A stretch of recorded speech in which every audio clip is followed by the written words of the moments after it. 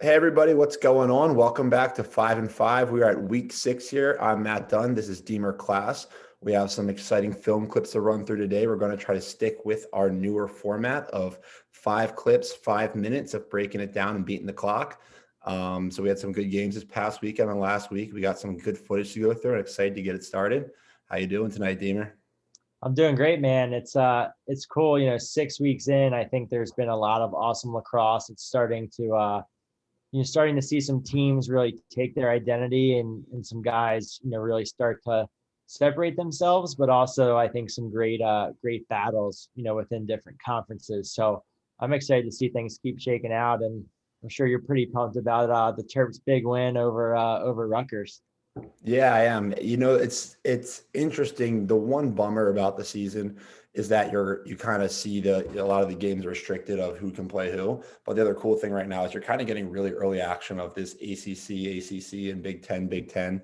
And I think this weekend was the first time we kind of saw, there was a lot of buildup, I think, between UVA and UNC going into that game on Thursday night, which was an awesome game. And then the same thing, Rutgers was having, an awesome start to the season. Maryland was having a really good start. So that was kind of a title match also. So getting to finally see those games and cut some film down from that was a lot of fun. Yeah, and we also got a great midweek matchup. Georgetown traveled out to Denver. Big win for Denver, a team that we actually went over a few clips early on. So it seems like they're getting some things going over there. And I'm excited to see, that Big East, matchup start to play out throughout, the regular season. I'm not sure if they play again before the tournament, but with how conferences are doubling up a lot of games, I wouldn't be surprised. But yeah, it's definitely exciting. For you, you had what, 3 years in the Big Ten or two? 2 years in the Big Ten, two ACC, two Big Ten. Outside of Hopkins, who is kind of like your guys' like inner rivalry with in terms of those Big Ten teams? Yeah. I think some of the younger guys would say Ohio State. I think the year after I graduated, they started to butt heads a little, and then obviously they played in the championship that next year. The team, I would say, Penn State always gave us a good battle. I felt like Rutgers was one that we haven't, and the announcers even said in the game, like I think we're the only team in the Big Ten Rutgers hasn't beaten yet. Um, but our senior year, they were really talented, and they happened for the last couple of years, and they continuously, give us a run for the money. And so I think that's a team that slowly, obviously there's Hopkins, but I think slowly as Rutgers continues to be competitive, will be one of those teams that you kind of see some competitive edge between Maryland and Rutgers. I feel like the Rutgers game is always one of those ones where they're getting in the playoffs, or playoff berth or Big Ten berth is like depending on the game, and it's always seems like, what's that one line? It might be a Booker Corrigan line, like snatching defeat from the jaws of victory, or like something I like don't that. know. It Like, sounds like a Booker line if it is one. yeah, it's something like that, and I felt like it goes back to when Connor stuck that triple OT goal against Yeah, Rutgers. Like, I yeah, have that like kind of ingrained in my memory. That might have been 2018. But I feel like there's these games that, like, the Terps just find a way to win it out, and having Bernhardt step up with 6 goals and a big fourth quarter out of the Terps was pretty awesome to see. yeah, for sure. That Kelly play, yeah, definitely. That's one of those like iconic goals I just remember. And then my senior year, we played at Rutgers, and Rambo actually had an overtime game winner. I think it might have been my junior year. But similar kind of scenario, like game down the wire. It was like a tough fought battle. I feel like there's been a couple of those that are become really close. They're always a competitive team that brings a fight. Yeah, for sure. We don't have Jules on here to defend himself, but Yeah, I know I know he's probably pretty bummed. But he'll yeah, take it to Twitter. yeah, he'll take it to Twitter. He'll have a lot of guys in his ear all season, I'm sure. So for sure. Well, hey, let's get into it here. I'm excited to see what you got. Yeah, let me share my screen here. All right, give me a second before we get on the clock with this. Um, I'm gonna get a little timer. And All if you right. guys haven't already, make sure you check out, Matt recently posted a blog this week on some pick play. I published a Duke offense blog for our FCL online members, which I was pretty excited about. We've got more of this content coming, and excited to keep seeing trends and themes and small nuances in the game that players and coaches can really take away. And we've got an exciting new feature for our FCL online coaches that we're going to continue to roll out. So stay tuned and make sure you reach out to us if you haven't already. Yep, good points there. All right, here we're about to get started here. My first topic is pick play and calling it the stack and chip. So here we'll see in the two-man game as the pick is being set right around GLE, the off-ball player stacks the pick, gets right on the picker's back, gives him a little nudge, and steps out wide to get the chip as the on-ball player goes underneath it. Right, so this little nudge and chip right here forces the ball carrier wider, allowing the on-ball defender to come underneath. If he doesn't get that little chip there, it allows the dodger to come tight, especially right around GLE, and maybe get a shot off. But getting his hands on the picker, stepping out, allows the on-ball defender to recover. We'll see another example here, same idea, right here with Bubba Fairman, stepping out, getting a little whack. And as the dodger comes back around, he gets on the other side as well.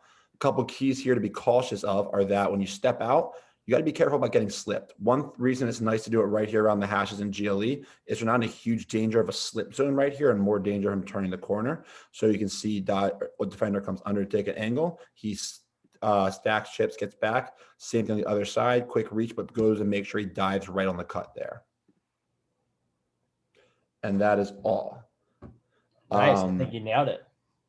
Yeah. So that was about a minute. I think I hit everything I wanted to.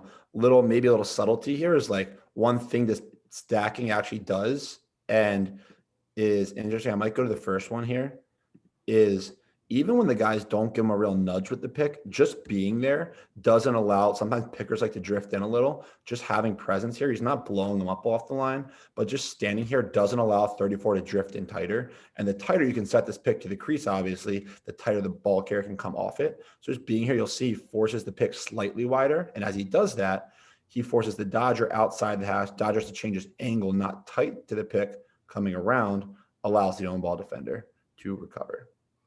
Yeah, that battle for pick positioning, I think, is always an interesting one. Like I honestly feel like it happened in our first couple games in the PLL as the refs were figuring out how they wanted to call the pick play. Like I feel like I knocked someone in the back when I was playing defense when I was caught. And it was like a blatant push, like a stack and a blow them up in the back. And like you were just trying to get away with what you could. Yeah. And that's a great point about the pick positioning, because the tighter you can set this, to the edge of the crease, like the better shot angle and tighter the shooter is going to get if they run off of it. So if you can establish positioning and subtly drive that guy away, you can help your teammate navigate the pick. Yeah, exactly. And to your point, I remember that, like, if you look at some PLL and maybe even some MLL footage, you'll see guys like blowing up picks.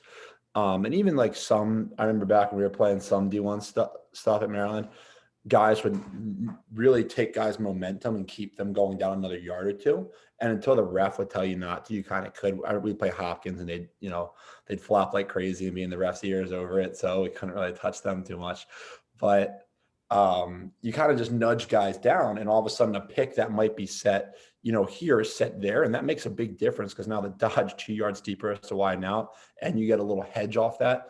The other thing it does is it doesn't let these guys get a quick slip, because they're not like, when you're not in complete control of your like quick subtlety change of direction, change of speed, and somebody gives you a little nudge, it lets you kind of feel the slips earlier. So not saying that has to happen all the time, and not saying you have to blow the pick up, but in some scenarios where you strategically plan and practice it, being able to get on this guy's back allows him not to get slipped, but to allow his teammate to get under the pick while widening out the ball carrier. Yeah, great points. All right, I'll go 2 in a row here, and then we'll switch it up. Let me pull my next clip up here.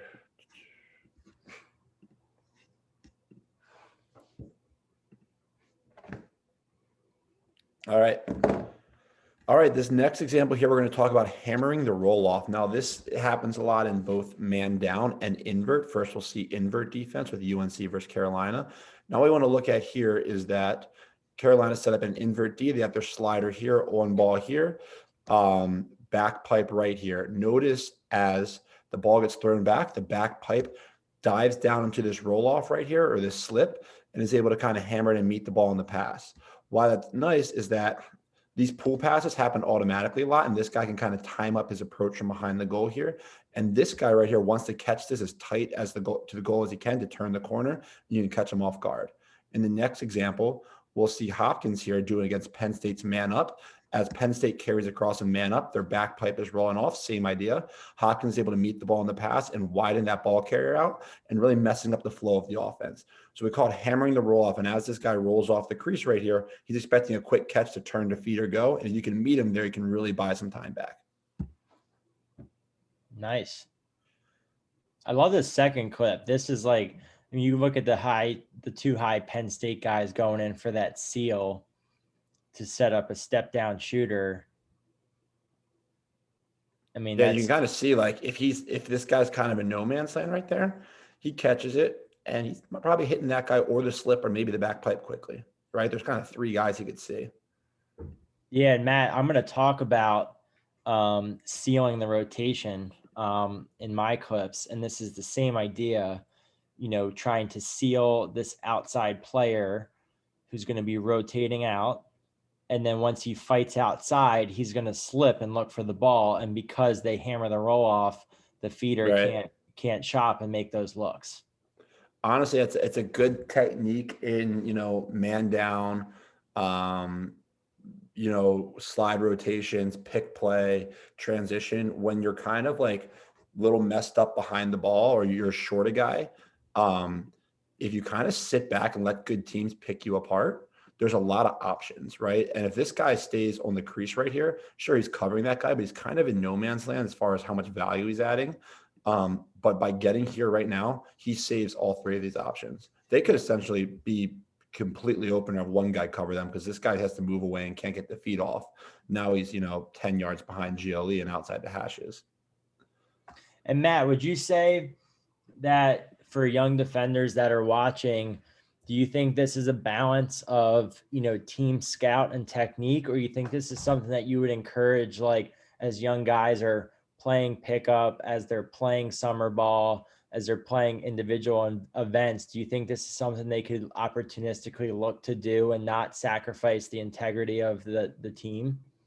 Yeah, I think 100%. This is definitely something that you at higher levels you will scout and you will game plan for, but it's definitely one of those things that it's an instinct play, right? So it's like it's kind of like in basketball when you go to steal a pass or something like that, or if you get in a good spot where you can kind of like sneakily anticipate something. This guy's kind of hiding behind the cage, and they throw these pull passes pretty automatically. Like this is, train play. This guy's rolling off for a reason. The play's happening on the backside here. So like he can't not throw it back there, right? And when he does, like as a defender, you just have to anticipate, like if this guy's going to try to catch it tight to the crease and it's like a backside double. If you think by the time the ball gets to a stick, you can be there on the pass, it's not very risky. Now, if this guy catches it back here and you try to sprint out to him and he has 2 yards to see you coming, now you just vacated a bunch of space and you're not getting pressure on him, that type of deal. But if you think you can, make the play, and at least you don't have to take the ball from him, but at least tie him up and buy time. Yeah, I think it's a really smart play. Yeah, I think it's interesting in man up too. A lot of times if you're not playing on your natural side, you're still trying to use your strong hand to be able to transfer the ball and like catch cross body and still be able to spin it and find skips and stuff. And this is where it's always interesting too. Like I'm trying to think of, okay, like on that initial carry, should we get wider or should we get more above goal line extended? But it's tough with a pole. You don't want to get too tangled and have to like turn away and double it back to X. And then, hey, like, should this feeder maybe be a lefty? Like, and then he can catch it and still carry towards X and make this step down look. But I just think it's always tough to try and, again, like do everything exactly how you want. It's just really good pressure. Yeah. And it's also like it's not that risky because you see like this guy's exactly where he needs to be and he's just waiting and he's seeing the pass and when the ball goes in the air, he makes the sprint, right? So it's Yeah. at that point they throw these tight passes because in offense, the tighter and quicker you can keep it without getting a guy in your hands, the quicker you can hit these backsides. So there's a balance for this guy of like, how deep do I need to get? And this guy of like, I can't check to see if this guy's coming because I need to get the ball back over here pretty quickly. I love it. Sweet. Sweet. You're up, dude. Sweet. I hope we got enough. I feel like sometimes our best points come after the minute. It's because It's it's like the most natural. It's like yeah. I mean, every time I watch film, I always feel like I come up with something different. And it's like you have the things that you want to say, but then you see a different movement or a different nuance. And it's like, I think I might have said this before, but when I was watching film with Coach Byrne earlier this year, he was calling the way that he watched film like the Kennedy assassination. Like he was like, I take one clip and it'll be like 25 minutes with my guys sometimes. And it's like every single movement and this and that and every player. And, it's obviously it's a certain style, but like it is true where as a coach, we have to try and condense our points to keep it digestible for the players. But you could sit and watch some of these things over and over and pick apart every player on the field. Yeah. Yeah. You definitely could. That's why when we do some of the film review stuff, you try to like, people are like, "Oh, how many clips do I need?" And I was like, "Well, I've done 5 minutes of film that has gone like over an hour before, or it could be like, 5 minutes done in like 20 minutes, depending on like how we want to go through it." Yeah, it's really true. And for those who haven't seen, like Matt and I have done, we did some preseason film study where we had 4 weeks and we covered different concepts, different offenses, approaches, a lot of stuff that, people can still access on replay.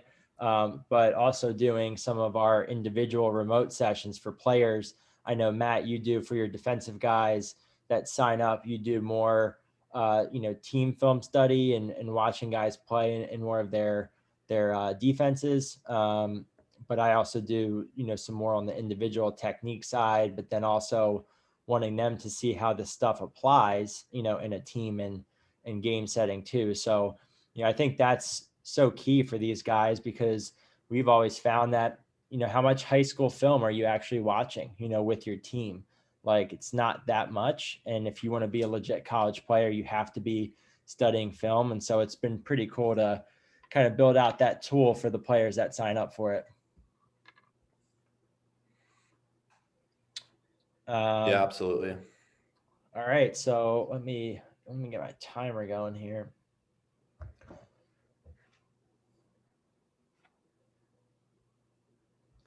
In this clip, we're going to be talking about sealing the rotation. Denver's in a 42 offense where it's 4 high and 2 low.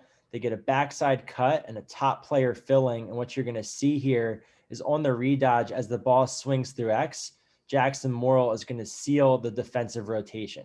And when we rewind this, I think it's really key to even rewind and think about on the initial cut on the dodge down the alley, number 34 does a great job of flashing, and that takes the short stick D mid for Georgetown out of the next rotation, and see number 32 on the base pin his defender who can now not recover out, and that creates the next rotation from the high player a lot slower and longer. So it's a great way to think about sealing the defensive rotation to give your teammate a step down shot. Bam, all in under 50 seconds. I know it's a simple concept. I'm trying to think if there's anything that I missed that I thought was key. I mean, I think it's what I really liked is on this initial dodge, you get the mirror and pop, this low cut from 34,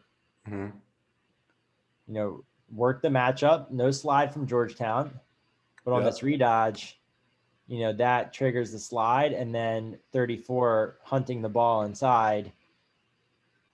Now the rotation starts to get changed. That seal is money. Like, it's a really nice, really heads up play right there, because you can kind of tell like the defender, knows he needs to get out, but that extra 2 seconds makes all the difference, right? Like right here, you can see him like try, like he's kind of caught. Yeah, Those it's little great. I subtle mean, plays are tough. Yeah. and it's one of those things too where I just think this is a player being a player, because if you're 32 here and Morrill's a really smart player, when you're at this position, there's not much else he can do besides just cut through. So it's almost like, why not? Right. Like, he And could the, keep cutting, but like, where is he going to cut to? So he just kind of feels, he knows the ball's coming through X. He knows that Walker's either going to drive up the hash or he's going to throw it forward one more for that step down. And so it's like, just try and seal your guy and see what happens. yeah, and this is kind of Deemer. We looked at this stuff earlier in the year in Denver. I haven't seen him play as much since the Duke game in the beginning of the season, but they were doing a really nice job of moving the ball through X and hitting the backside.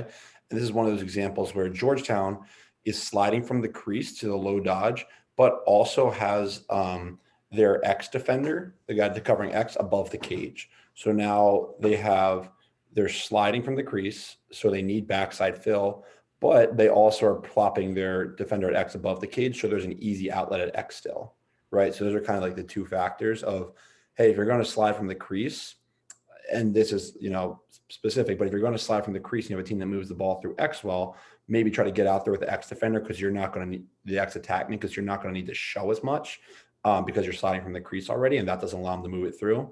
Or if you're not going to slide from the crease, then plop the guy on the crease, the X defender above the cage to show, but then the backside defenders from Georgetown hypothetically wouldn't have to fill so far, if that makes sense.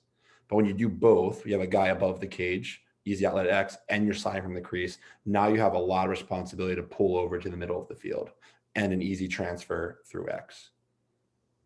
Yeah, it's a great point. And honestly, what I think is pretty savvy here too is, to your point, he starts to try to get to goal line, and then I think wants to approach back at X. But because he's threatening to sneak this back pipe, look how he causes, some concern. And then still does a good job of showing up forward to then be that outlet. Now he gives him enough time, like he can still get back there, but I just think that's even an interesting thing to think about for X attackman, is baiting your defender by threatening to sneak back pipe, knowing that, hey, I still need to show up at X and get there. Like, you can kind of play that cat mouse hang up game off ball. Yeah. Well, the interesting thing is like that would be all for him. This is still hard for him to get back here, because at this point he might not know it's a redodge, and he might not know if the crease guy's still ready to go and slide or not. So he's like, by default, I would rather err on the side of caution and sit up here than like go backside of a front side dodge, if that makes sense. Because if he were to run backside with this guy and the crease guy didn't slide, then he would kind of look, like he made a mistake and giving up all that path underneath. So it's the side of caution there. The only way he would really know to do that is if the game plan, I don't know what their game plan was like, hey, you're always going to try to get back there when you can, because they're so good at this. And he makes it hard for him, right? That X attackman makes it hard, like you said, by pushing that back pipe. Now he's like, he doesn't want to he can't go front side because he's going to get backdoor cut. So he's like, I got to go backside, but now if I go backside, well, I'm abandoning my show responsibility. So unless that was their game plan and the crease guy knew that, it's hard to make that call on the fly. Yeah, 100%. And, we've, with our FCL offensive stuff, we've spent a lot of time over the last couple of years documenting and working on redodging. And redodging always makes it hard for defenses to know when to slide. And when you do a good job of disguising your posture, it just makes it more difficult. So this redodge over here, again, it's just turns away from pressure. Looks like he's going to roll back. Now he's right into another kind of jab, rolls underneath. So he's doing a good job of working the matchup but still disguising the posture. And then, to your point, like he might not know to go shoot back at X because it's hard to tell if that guy is just going to turn away and throw it or not. So that's another nice way to incorporate the redodge into, not only affecting and drawing a slide, but the impact it has on the other guys in the rotation. Yeah, it's a nice play. Yeah, it was a good clip. And obviously, Georgetown's been off to a great start too. So obviously Denver had to do some stuff exceptionally well to, put up 13 goals, I think. So Yeah. I'm excited to see those two teams compete again later in the season. Yeah, absolutely. I got to go rewatch some of that. I don't know. Rumor has it that so the game was delayed, right? So rumor has it the Georgetown guys had to take 2 flights to Denver, and the second flight got in around 2 a.m. the morning of the game. Wow. So it might be, I don't know. I'm not making excuses for him. I don't know, but no, and that's just it did snow 2 feet in Denver over the past week. Because I know that because our USC women's soccer team, I think, got snowed in over the weekend. They were playing Boulder. So okay. that, that was making travel crazy. And it's also it's the way it goes right now. There's a lot of travel changes and a lot of stories of a lot of teams having some crazy travel. And I mean, even shout out to Michelle Tumalo, freaking driving like 15 hours to get her team's COVID test to play their first game I early saw in the that. season. Yeah, that's insane. I saw that. That's awesome. That's really yeah, cool. so it's a crazy season, but kids and coaches just want to play. So just get out there and compete. Yeah. All right, cool.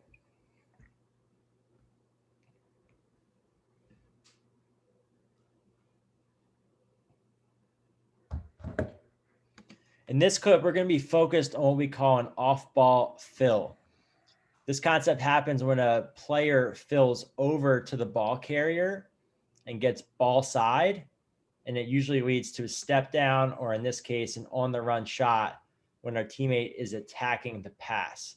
If we rewind, what you're going to see is as Eric Molliver for Maryland pushes up the hash, Logan Wisnauskas does a nice job, who's on the backside right now, getting ball side heavy, and his defenders helping down to some of these inside players.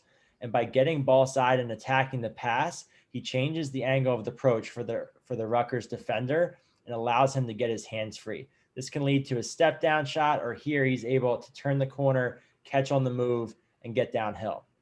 The off-ball fill is a great thing to have in your arsenal as an off-ball player if you want to be a dynamic scorer.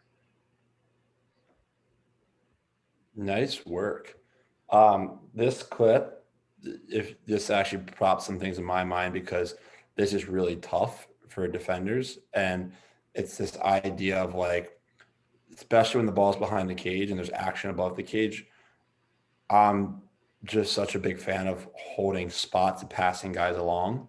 And you'll kind of see what could happen if you don't, and you're second late on it, is the guys are all kind of, the tension's on the dodge, right? If you go right here, if you like look at people as he turns the corner, you keep going a little bit, look at everybody's eyes, like right here, especially on like right here. Look how many eyes are on the dodge.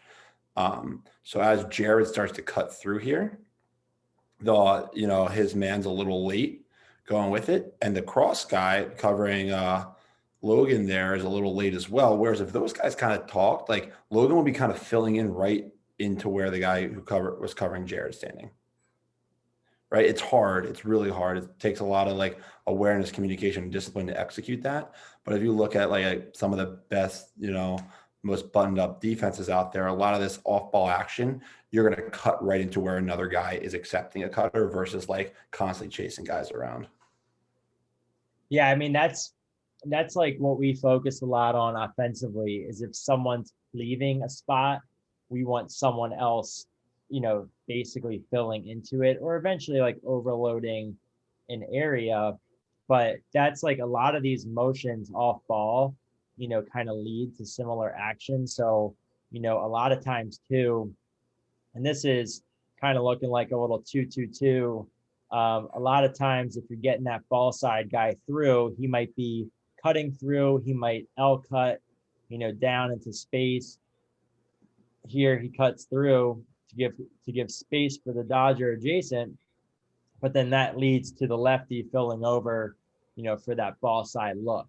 And I think it's interesting too, even to your point, right here, I know 29's thinking about sliding, but right there, that's to your point, like 81 can start stepping out a little farther and step up into that area versus, they're playing everything inside 10 yards. You get a 10-yard shot, and that's what you want. Yeah. It's like you never want to be following cutters or chasing cutters. You want to be kind of accepting them, meeting them. And so when you play more spots, you're much more likely to guys need to cut to space. It's like a zone, like the reason you go into a zone is that you're plopped in these areas offense wants to get to. And so if you kind of trust that, and like you can follow a guy across, you can follow Jared across a little, but as soon as you see another guy coming your way and Jared's moving towards a teammate, well, now you can just step out and Logan will run right into you, right? Rather than you both chase your guy across each other. It's hard because it requires communication. You're like, well, what if I switch and he doesn't, then I leave my guy open on the backside? It's probably the thought that goes through your head, or I just got to make sure I'm with my guy type of thing is very common default for defenders. But if you can really lock that down, it just allows all this action, spaghetti and nonsense and the fills above the cage to become much more manageable for a defense than chaotic. Yeah, it makes a lot of sense. And something that's interesting too is like, this is where just if you're off ball, like I have guys a lot of times trying to ask me about like finding skip lanes and things like that. Like you can keep taking a peek at your defender's head, and even just this half second where he's flipping his hips, for there, he doesn't look at the shooter, for maybe 1, 2, 3, 4, and then by that time he's already starting to fill over, and now he's never going to get there, so to your point, if you're not accepting the cutter and you're trying to stay with and follow across, I think the opposite of this fill look, Matt, would probably be him driving up and hitting a skip to this guy fading opposite the flow of the ball. And that's where a guy might be drifting over and folding the page too much without seeing his teammate. And then you can go against the grain, against the flow of the ball, and we can skip it back to this area for a shot. Yeah. I mean, that's why you hear coaches harp so much on your off-ball stance and your off-ball posture and positioning, because getting that full chest to ball look, even for those 2 seconds right there, allows analysis just to get that little shift of angle without you seeing. And then by the time he makes his break and you catch him, then it's too late, right? So you kind of have to be anticipatory of where he might break to and keep repositioning yourself there, rather than wait till, you catch him on his break and then follow. Because at this level, even at high school level, some of these guys off ball are so good offensively, and the teammates will throw the pass that if you're chasing, it's just going to be hard to disrupt the play. Now, for my knowledge, because I'm hoping to expand my defensive repertoire, how concerned are you with 88 keeping his chest to 12 as he turns and flips his hips versus flipping his hips towards goal line like this? Yeah, it's a good question. It doesn't matter to me what direction it is. If he was on the crease, about to slide, maybe I would care more. He's kind of in that back fill role in space. So I actually would prefer him to keep his eyes on the ball as long as possible. So not to turn to Logan here, but turn the direction he turns. But I would say is this position he's living now, you can't live there. That's got to be a transition phase. So he's got to go from what he was. Now he's got to get his left hip more to Logan and his right hip more to the ball carrier, and keep snapping that head back. And as Logan drifts over, well, he has no responsibility on that back pipe right there. He's got to realize he's got to start You see how Logan basically drifts east-west about, 4 yards to the middle, Right. and he does not get across with him as much and actually drops lower on the same plane. So now you can see even the skip to Logan right now would be open for a step down if he could get it there. And by the time the carry keeps happening, he's no longer in that position to meet Logan on the pass or cut off his cut. Well, the other thing that happened is if 81 right here covering Jared can get in a good off ball stance, and as Jared starts to cut right here, those two guys, 80, the backside defender covering Logan, would ideally almost crash down on Jared and tell 81 right there, hey, take Logan coming over. And 81 would just fly on a straight line and they would be cutting into each other, right? Logan's cutting into his territory. So he would actually be running into where 81 already is. Yeah, right. As the play developed in an ideal world, right? He would take Jared right there and yep, exactly. Rather than both of them end up chasing, if that makes sense. Yeah, I see that a lot. And again, this feels nitpicky, but again, it's kind of the point of, I think earlier you were saying, this defender, his hips and dropping were on this plane while Wisnauskas was moving east-west on this plane. And then if 81 right now, his hips look a little more closed off here. If he can open up a little more like this, Yeah. he's Yeah. going to see 12 in his peripheral vision and be ready to make that pass off and step right into that passing lane. Exactly. Yep, that's exactly right. And a little higher. Like, I don't know what responsibilities are here. It seems like a lot of guys think they have the same responsibility where like 3 guys are showing to the ball right now. You really only need 1 guy there to the ball, and the other guys have to kind of drift up and get to their guys. You can't have everybody packed within a 4-yard cube. Yeah, for sure. And You see how many guys? I also just have to shout out the near side shot here, because even though that's stick side high, so many guys always want to pull this offside. Yeah. And to just change it up and put that much speed on it, like sometimes goalies are just late to that. So it's a great play all around. Yeah. Cool. What do we got? One more here?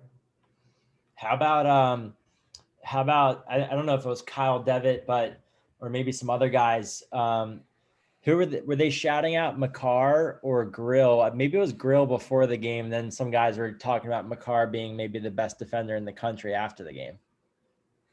Yeah, I don't know. I know it's Grill has been getting a lot of attention from like Big Ten awards, and rightfully so.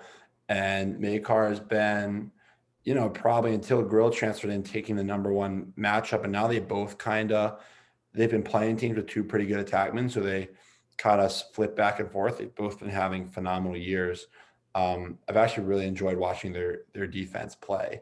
I actually thought watching both them, and I cut some clips up, both them in this game, did some really nice things. Makar's been at X mostly, and kind of we saw what the Penn State it's done a really nice job actually of showing up and clogging up lanes and playing this guy at X and being really physical around GLE. Grills had an extremely active stick, and his footwork's been great, and just a very, very, smart defender in his positioning. So if you watch the game, he did a really nice job. I think is it Curse? Is that for Rutgers he was covering? I'm not positive. That's I think it was. But he did a tough matchup and did a really nice job of, moving well with him from above the cage and sitting on his right hand, and his footwork's great, his patience was great. He's a really good defender to watch. Oh yeah, Curse, the 5th year from Nova. Yeah, yep. Yeah, he's had a great year so far too. So He's a good player. yeah, for sure. Nice. Well, good stuff. Yeah, no, it's cool to see. We played against and still play against BJ Grill, Nick's older brother, and BJ is super technical defender. Led a great Marquette defense, over their inaugural 4 years, making the playoffs our senior year. So Yeah. yeah. Yeah, it's been fun to watch. All right, last one here.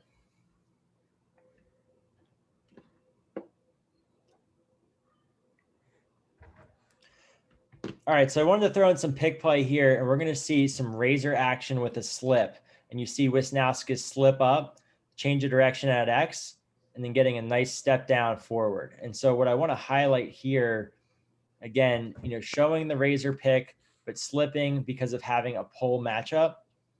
And then as he fades up the arm and up the hash, he's ready, butt to the sideline, ready to step down. And as he gets too much of a show adjacent here, he's ready to take advantage off ball. Nice single forward. Matt, what are you thinking about when you're being this adjacent show spot, from Rutgers? Yeah, it's a good question. I think you got to be really cognizant of who you are showing from and where he is on the field. I think it's okay to show two dodges adjacent at X. However, you can't be that low below the 5-yard marker. And also, it's huge to have great body posture and have your stick in the lane. If you notice how he gets sucked in, he leaves an easy transfer pass. So if you're going to showdown, you really want to make sure you're playing that passing lane with your stick so it's not an easy skip up to a shooter. And I think that's a difficult one, but one thing you don't want to do from that wing is fly down to the dodge at X, if that makes sense.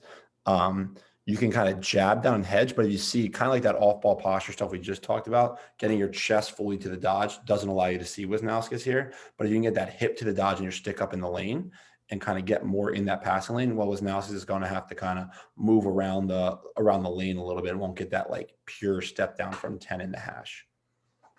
Yeah, for sure. And this is probably too where, Maltz does a great job inside of being active for Maryland. So I could see why you'd be kind of hypersensitive to that action inside.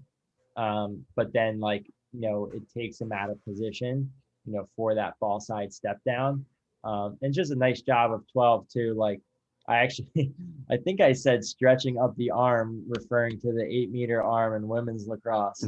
But he just does a nice job of floating up to space and finding enough room to get his hands free, but also to give the Dodger, some space to try and turn the corner.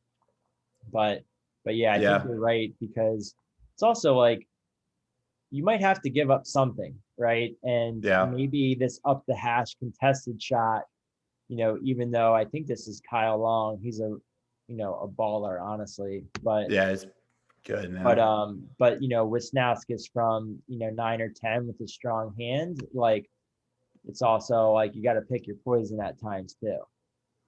Yeah, I will say to that earlier point, I was going to even go back to like a couple layers before, where like when you get a shorty behind and you think you have to help to it, it's really hard to help when the on-ball carrier can change direction. So, because you don't right now, the 8 guy covering Wisnauskas, if as who has the ball there? Is it Long or I think is that the Mayo? Long. Or yeah, it's Long. It's Long. Yeah, as he comes across here, the guy covering Wisnauskas does have more back pipe responsibility, so he's not in a bad spot.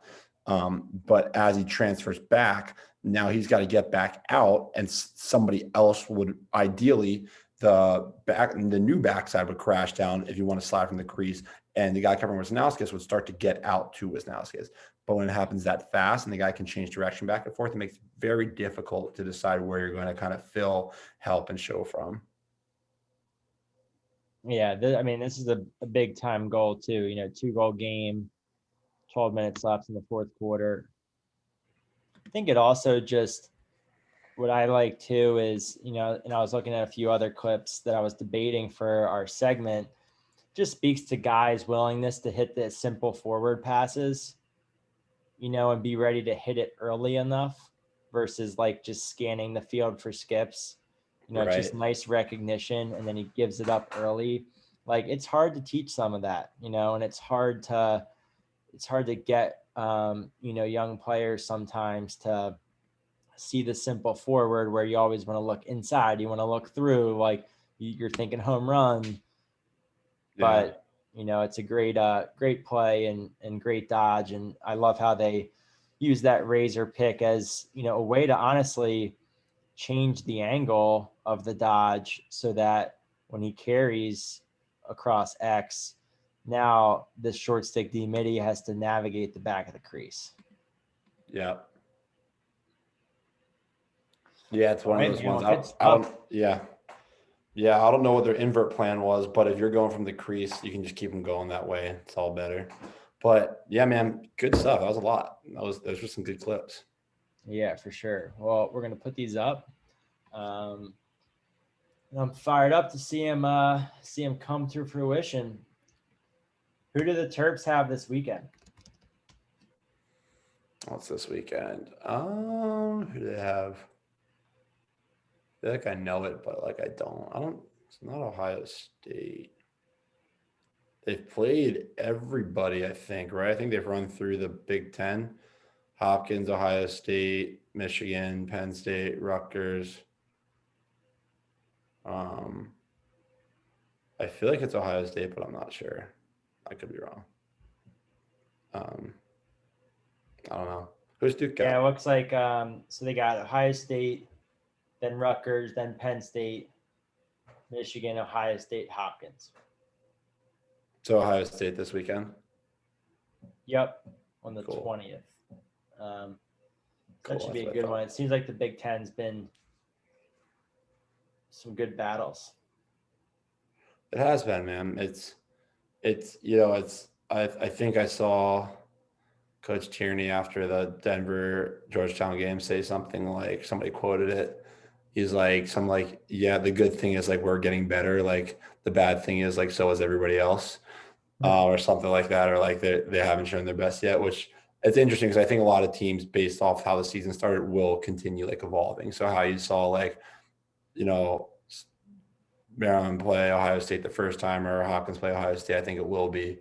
Those will all be different games.